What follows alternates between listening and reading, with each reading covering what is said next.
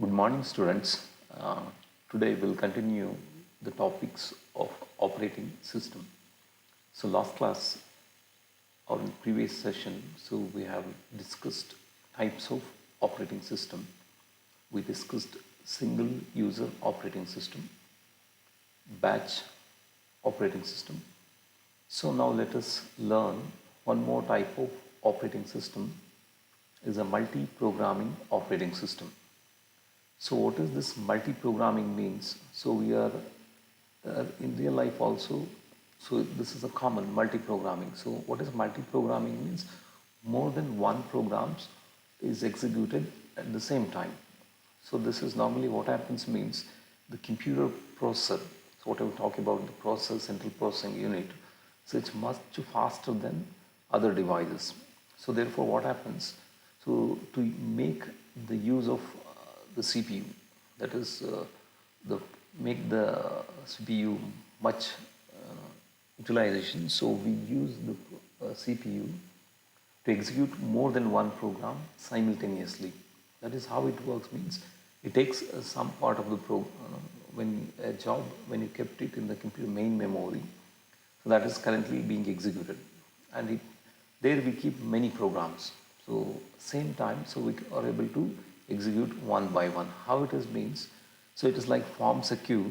It spends some time with the first program, and it goes for the next program. So instead of waiting for other, like so some task job is needed for the other input required, or maybe something is needed. So in that time, the CPU is idle.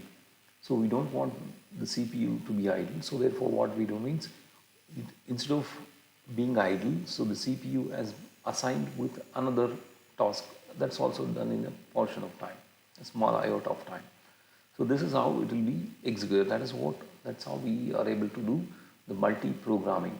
That is depending on the CPU, the operating system arrangements. So this like we are talking about the operating system means, so this is responsible.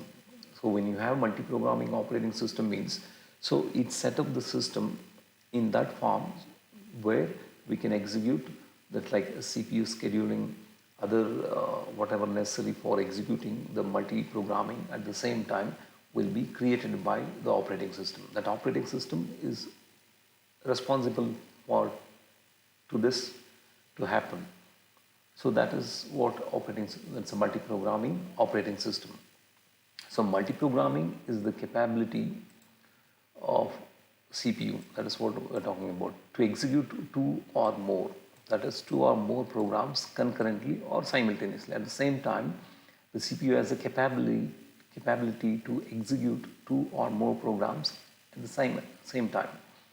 So how this is possible means this capability is accomplished through the operating system. Already we know the hardware, the CPU can perform two or more programs at the same time. So this is accomplished by the operating system. So how it does means, essentially we have two or more programs are stored in the primary storage. That's a main memory. So we keep the two or more programs in the main memory. The CPU moves from one program to another program. So it is whenever it is executing, so it moves from one program to other program, partially, that's very important, partially executing each in turn. So it does some task, that's a partially, and it goes to the next program. So, and it goes to the next programs, two or more, many programs will be there. Again it comes back. So it will be keep rotating in each turn. So that's how it is possible to execute many programs at the same time. So early computer systems, so which we are using earlier computers and many personal computers, so personal computer PCs execute programs in the order in which it is read into the system, and only one program is executed at a time. So earlier computers we do not have multi-programming concept. So what even the personal computers, even today what we use in computers support for only a single user operating system. Like so what they do means they execute program in order. So you give one by one means that will be taken place one by one. So that is in which it is read into the system. So if it is given the first program, so till the program is over, that will be waiting for the next program. So the only one program is executed at the time, at a time. So that is the that is what the normal operating system. But in multi-programming operating system, maybe maybe you come across in real life, maybe you might have seen. So whenever we have to we are very late or we are in a hurry to go somewhere means, then we do many tasks at the same time. So maybe your mother will be preparing, so you're going somewhere and it's already late, like you're coming to the college, you know it's late, and what you are doing, your mother is doing, she do many tasks at the same time. She is preparing breakfast for you, and she is packing the books for you, and also she is taking care of other things. So at the same time, so what she's be doing, so she go to the kitchen, do something, and come back and take to the room and take your books and arrange this, and also go some outside, do something. So all is done partially at a time, and finally everything is finished. So example I'm saying, this need not be the same, but this is how the concept wise is exactly similar. What it does means, the CPU keeps in the main memory whichever the program that has to be executed. So what the CPU does means, it does it move from one program to another program by doing partial solution. Like it spends some time with each program, and don't think the time is something that will be less than nanoseconds, very less, small amount of time, and it will be going for the next program and doing some program execution. So some task is done for each program, and it is rotating each program. So when it does the same thing many times, so all the programs are being executed at the same time. So that is what multi-programming operating system. So now we'll come to another type of operating system. It's called multitasking operating system. So again, the multitask, multi-programming. So here what happens, where more than one task is executed by the operating system. So normally a task is nothing but a program in execution. So our program with complete instructions and data programs we have in the memory, and they are executing at the same time. So here what happens, the process is involved, many two or more processes will be used. Like we may be having input IO devices, input output operation is also process, and program that is currently being executed in the partial, that also process. Like this, all tasks will be simultaneously executed. So that is what we call as a multitasking operating system. Multitasking operating system is distinguished by, so it's a multitasking by its ability to support concurrent execution of two or more processes. That's very important. So it is as a capacity, or its ability to execute, that's a simultaneously execution of two or more. That's a concurrent. Concurrent means simultaneous, together. So two or more processes. What does the process means? A process or a task is an instance of program in execution. Something is taking place, like you are adding s is equal to a plus b, for example. So that's an instant of the entire program. Maybe we have a difference, we have multiplication, we have division. That is a complete program. So an instance, now we are taking only one part, and that is what we call as a process. A process is a task, an instance of program in execution. What we call a process or a task is an instance of program in execution. So multitasking is usually implemented. So how multitasking is done means, code, the program segment, and data of several programs. So we need data, several programs in the memory simultaneously, and multiplexing the processor and IO devices among them. So multiplexing multiplexing means taking many input and providing only one output. So that is what we are trying to see. It takes the processor, CPU, and IO devices, and also all this on the memory.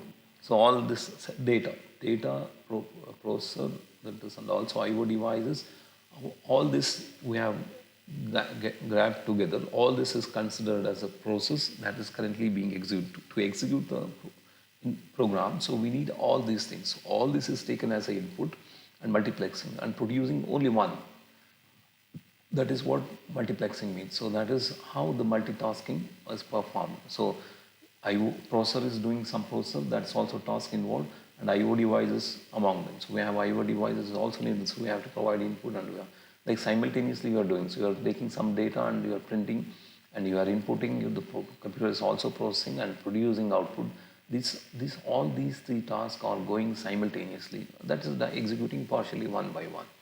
That's at the same time, not one by one. That is partially, it is indirectly, it looks like one by one, but it does like, looks like it is done immediately, simultaneously. That is what a multitasking operating system. So multitasking also called as a context switching. So multitasking is usually refers to single user. Normally it is used by single user. Maybe Windows 8 and some real-time systems, what we use nowadays, Windows 8, Windows 10, or this are all example of, it's a single user operating system. So that's why you might have seen multi-processor means you can play music, you can give the printout, and also you can use many tasks at the same time. You might have seen taskbar, you're listening the music, you're downloading internet, doing the same thing. All are working correctly. And also even for printout, or you're typing some Word document or editing. See, everything is doing, that's why it's a context switching. So this is working background, the same, all the processor will be taking place. Sometimes you are inputting also, and inside the memory you are storing something, downloading, and music is also playing. Example, imagine this is the multitasking. So multitasking is commonly it's a single user operating system. So this is something about multitasking operating system. So next we have a multi-user operating system. I think you have understood. We are talking about only one user can use the system at the same time. So now what happens? More than one user can use the computer at the same time. Like we have multiprocessor single user, that is can be modified, and where you can use many user along with the multitasking. So then what happens?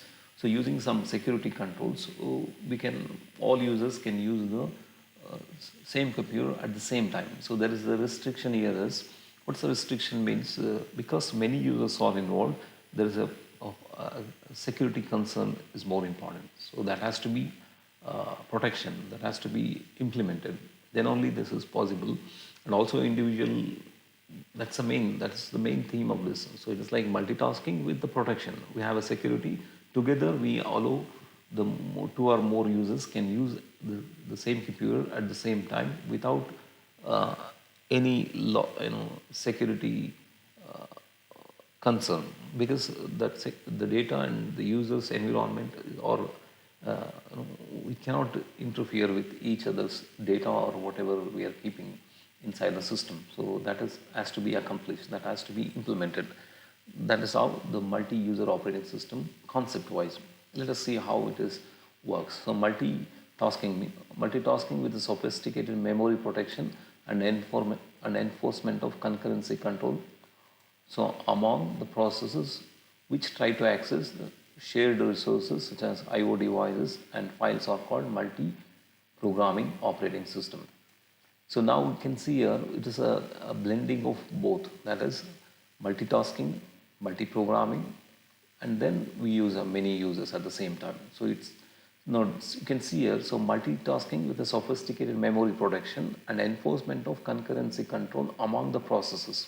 So that's already we discussed simultaneous control, all IO devices. So which try to access the shared resources. What are the shared means? We have IO devices and also the files, the memory, and also the processor. All are called nothing but a multi-programming operating system. So we have multi-programming and also multitask. Since it supports for multiple users, it's also known as multi-user operating system. So now for this to happen, we use more than one user. It is like a background view thing. So this is already ready-made, and this you can use with the more than one user. So such type of operating system is called as a multi-user operating system.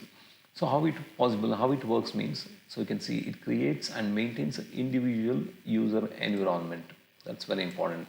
So in background, it supports for sharing of IO devices and files and multi-programming and multitasking together. In the front, you can see here, it creates and maintains the individual user environment. So individual authentication. So tomorrow you are going to log into the system means, so you have to be authenticated. Only username, password, then only you can log into your computers. And also security levels. That's normally we have to prevent. So data should not be shared. That's the secure. Data security levels and privileges. So who can use what they can use, and what is the extent of their uh, uh, privileges can be, what data I can access, what I'm not able to access, what privileges are given. That's also maintained by this operating system. So provides per user resource accounting. It provides also per user resource usage accounting. How much this user has been, maybe many users, how much resources like CPU, other memory or input output device, these are all resources. And also maintaining how much they have usage. So earlier what happens means, for the resource that is being used, we are charging the money. Or maybe here we may be needed, who logged in, how long they have worked in the system, what are the things they have done, how much the CPU or the processor or something has been used by this particular user. So such things also be maintained. That's also possible. Due to these reasons, we can say multi-programming or multitasking implies some multitasking, but converse need not be true. So what is this multi-programming or multitasking? But it's, so multi-programming and multitask is almost same, but it's opposite. Multitasking and multi-programming need not be true, the same. We have a system with more than one processor. In this case, more than one user means, so we have more than one processor. So each processor can be multitasked. So that is important. So normally we have more than one user. So in purely multi-user or multi-programming system, processor is also resource. That's what we already discussed. The processor, of course, it has to be one of the resource also. So that's what we, in multi-user or multi-programming, so we take the processor, because processor is one of the main resource which will be responsible for doing this many tasks at the same time. It's a multi-user also the same thing, because if they do not have a processor as a resource, then it cannot perform this concept of multi-program. We cannot allocate these resources for more than one user to use at the same time, or more than one program could be executed at the same time. So that is a multi-user operating system. Sometimes we have a system more than one processor. That depending on the requirements, how many users this particular computer or operating system are used for. You are maybe using more than 10 users, 20 users at the same time, then one single processor cannot be possible to implement those things. So there what we may use more than one processor, but still it is a multi-user. It works like more than one, but there will be many processors inside the computer and they may be distributed. So that is how many users can use the same computer at the same time. So that is a multi-user operating system. So next we have a time sharing operating system. Maybe when you understand all these things are similar only, because time sharing, multi-user, more than one, and multi-programming and multitasking, but technically there are some differences. So that is what we try to understand. Let us once just you go with these things, and later on you'll be able to understand. So what happens means, this time sharing is another way of implementing multi-programming and multi-user environment. So where normally what happens in time sharing, so there will be a small amount of time is allocated for each processor or each programs or each user. So they'll be rotating, and also they'll be able to execute the programs at the same time. So that is exactly the concept of what we are using, multi-programming, multitasking.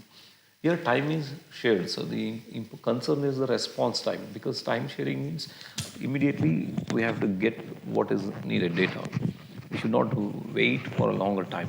So immediate response is the most important, and resource resource utilization is a secondary option. So we may use different types of algorithm, round robin or time slicing algorithm, where each process or user, the process will be spending some time, it is rotating and among all the different users or different programs at the same time. But it is normally used for very large systems very, very important, where time is more concerned. So there we use immediate response. There use this time sharing operating system. So time sharing operating system is a popular representative of multi-user and multi-programming. So large CAD, so that's a computer-aided design, and text processing systems belongs to this category. So normally text, where we have to deal with a large amount of text processing, or sometimes we use CAD, computer-aided designs. So good terminal response is one of the main objective of this type of system, providing an illusion of total dedication. So what this means? So terminal response, that is immediately whatever you type, it has to answer immediately. You have to get the immediate response. That is the most important. That's providing an illusion of total dedication. That is, computer is with you only. It will never, the processor will be with you only, but indirectly it is working is different. But providing an illusion. I'm the only person using the processor. So that's a main object. The main object of such system is providing an illusion of total dedication. That is, indirectly, I'm feeling this processor is nowhere. So it is, I'm using with me only. I'm not sharing this processor. That may be that how we feel. That is what it is providing. Time sharing system provide an equitable sharing of common resources. That's what equitable. So for each user, or each task, the resources will be sharing. So most of the time sharing operating system, to do this, the sharing of the resources, we use a time slicing. That's one of the common, or round robin technique, or round robin scheduling algorithm. So each user or process, maybe it's a user or maybe process, will receive a portion of time slot. So maybe some milliseconds or some nanoseconds, each processor will be using, each process or user will be using the processor or resources that will be rotating every time. Like you take the processor as a resource, and we have many users, and each user so feeling so he is not waiting, the processor is not there, but it will be time sharing in such a way that so it will be rotating. So whatever you type and you ask something, so that will be available. Next user is also feeling the same thing. That is the CPU is not idle, so it will be rotating.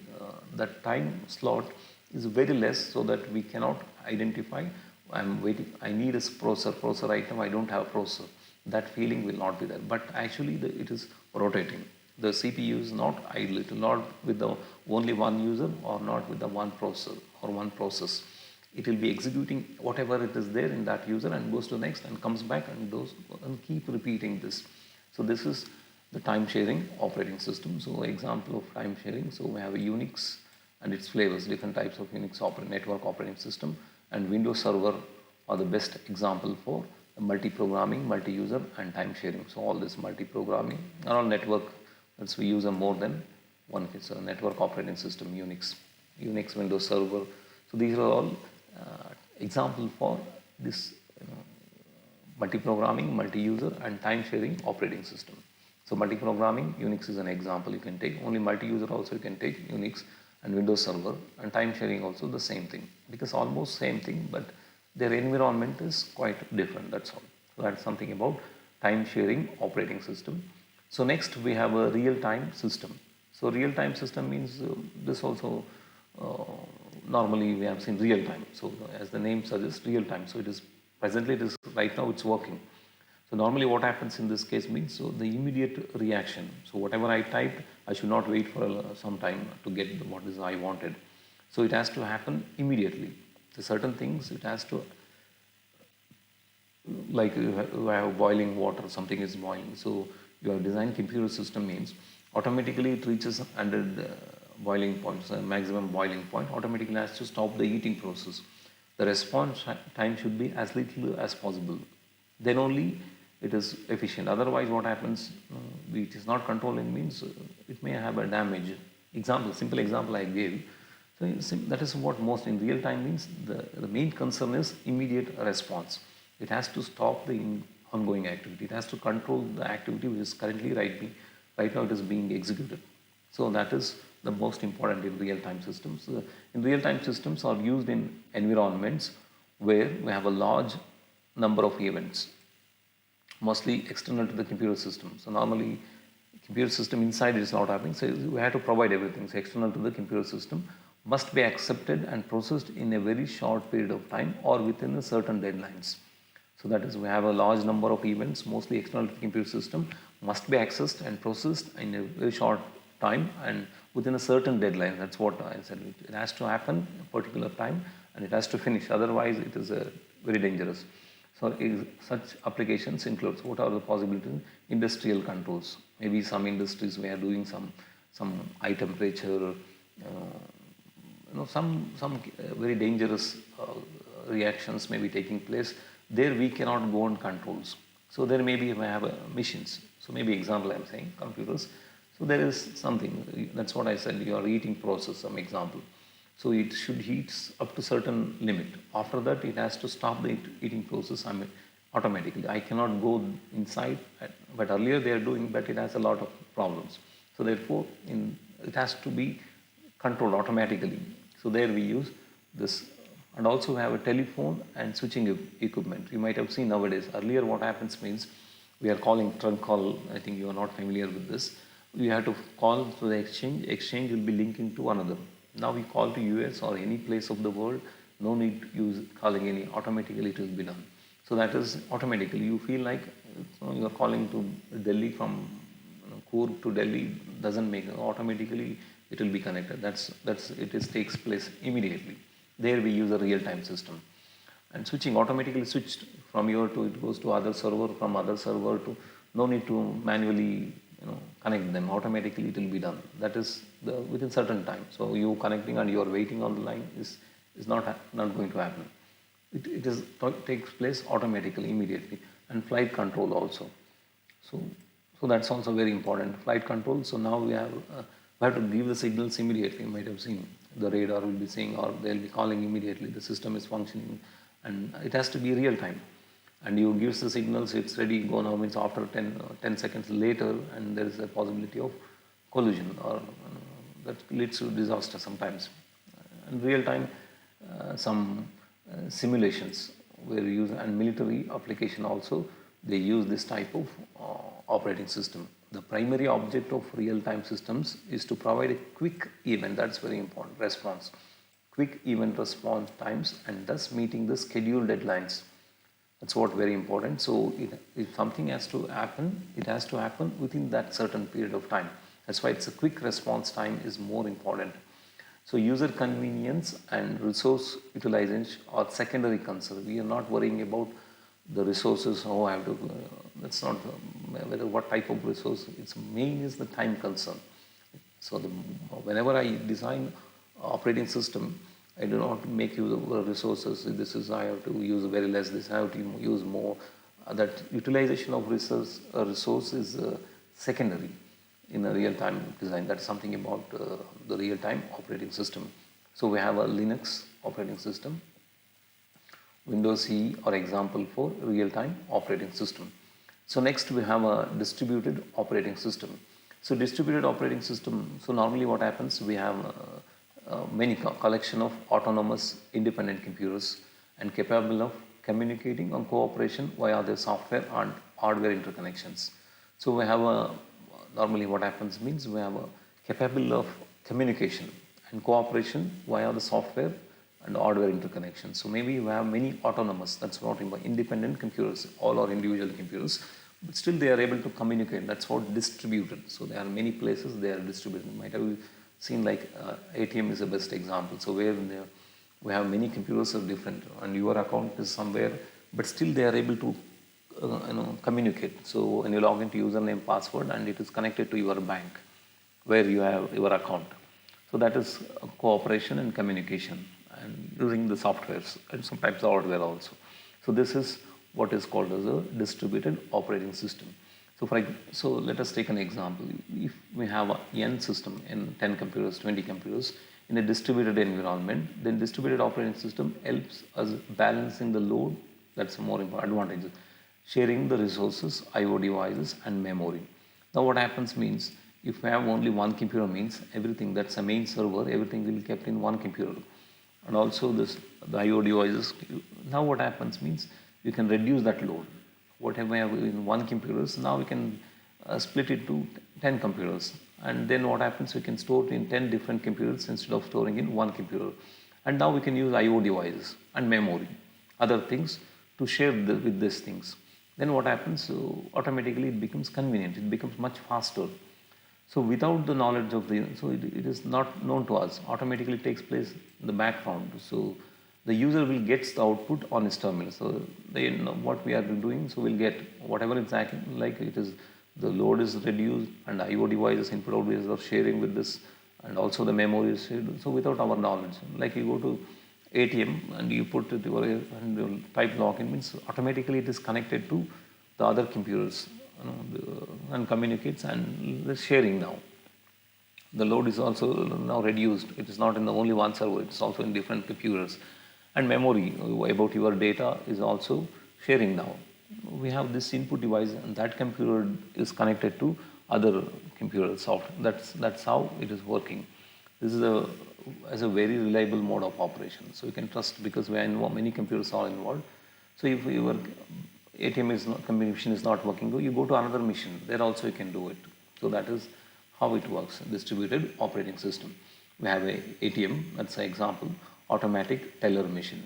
So sometimes we may pay anytime, all time money. So it's not all time money, it is associated with the computers. So therefore, we have automatic teller machine. So that's an example of distributed operating system. Okay, so next we'll continue in the next class.